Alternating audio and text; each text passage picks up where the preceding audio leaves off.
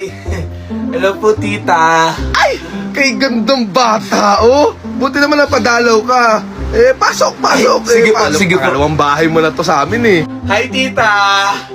Ay, ano po? Andito ka na naman, ha? Kahapon nandito ka na. Dito ka pa kumain. Dito na natulog. Andito ka na naman. Di ka ba hinahanap sa inyong iha, ha? Wala ka bang mga magulang? Yes. Paabot ng kanin. Mama, kanin pa daw si Trish. Ay, iha, kain lang ng kain, ha? Magpakabusog ka. Marami pa dyan. Sorry, titang sabi po kasi magluto. Napapadayon pa yung kain ko.